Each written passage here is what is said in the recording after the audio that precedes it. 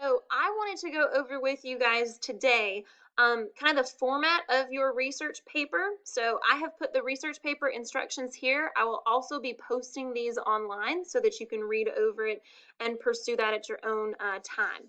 So first of all, in your introduction, you are going to have an attention grabber. Okay, an attention grabber is exactly what it sounds like. It grabs your reader's attention. I would suggest you using some sort of a question that really gets your audience thinking about your topic, and I'll show you some examples in just a second. In your introduction, you're also going to provide the opposing argument and then argue your side. So what that looks like is if you are arguing against abortion, okay, like you are not pro-abortion, you essentially are going to be giving the pro-abortion argument and then arguing against it. Okay, so for instance, you could say something like, some people believe that abortion should be legalized because women have the right to say what happens to their own bodies. However, abortion also takes away an innocent person's life. So again, you're presenting the opposing argument, the one that you don't believe in, all right? Then you're going to say, however, and you're going to argue your side. Then you are going to put your thesis statement. Okay, next.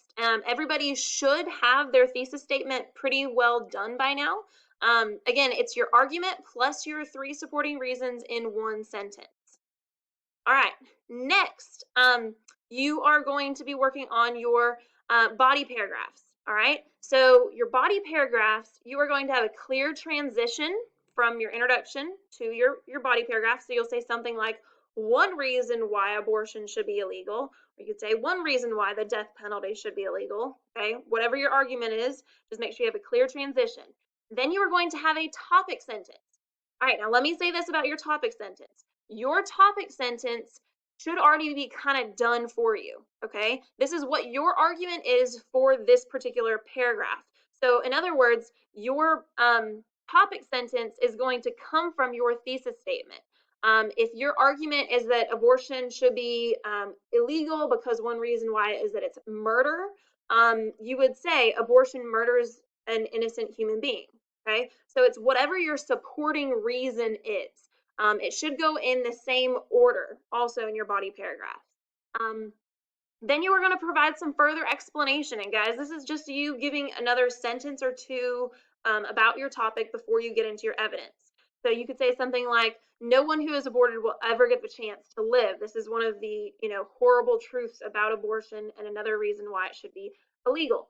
And then you're going to go into your specific evidence. Now, if you have done your note cards assignment correctly, okay, you should be able to just copy and paste information from your note cards, okay?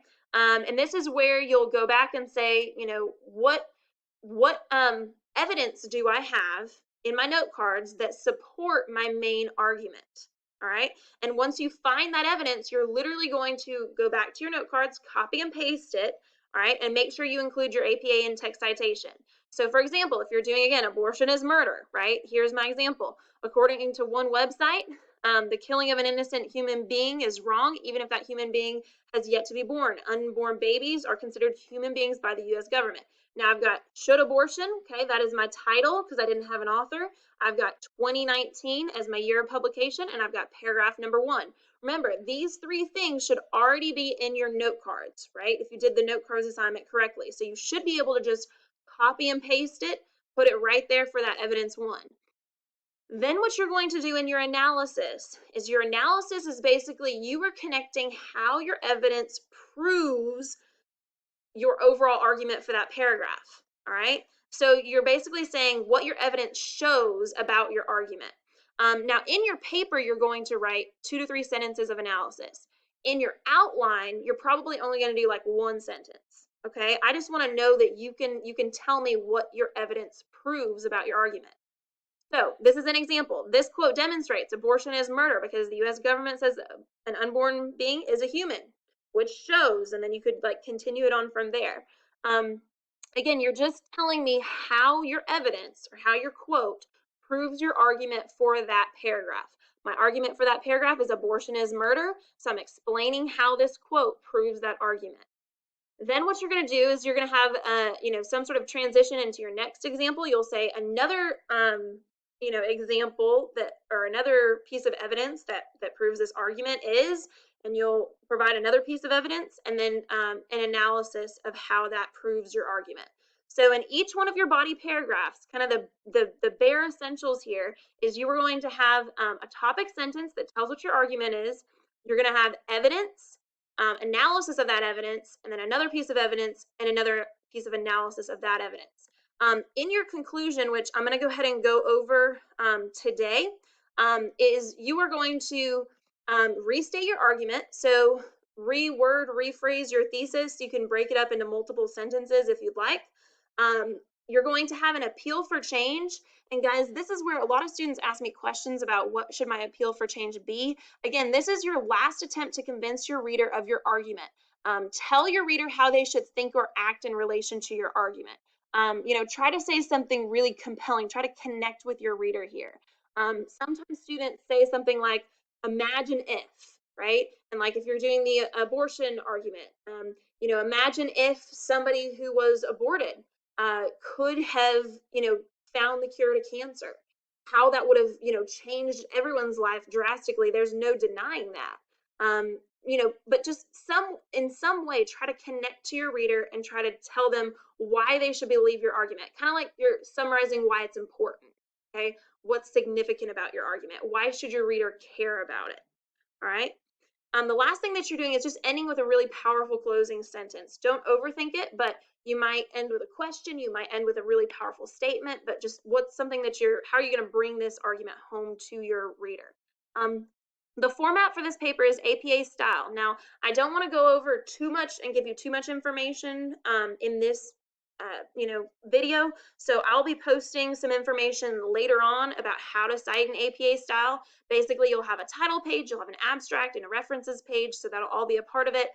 You're doing everything in Times New Roman, 12-point font, double spaced with 1-inch margins. But again, I will give you more information about the format as you guys get closer to writing the paper.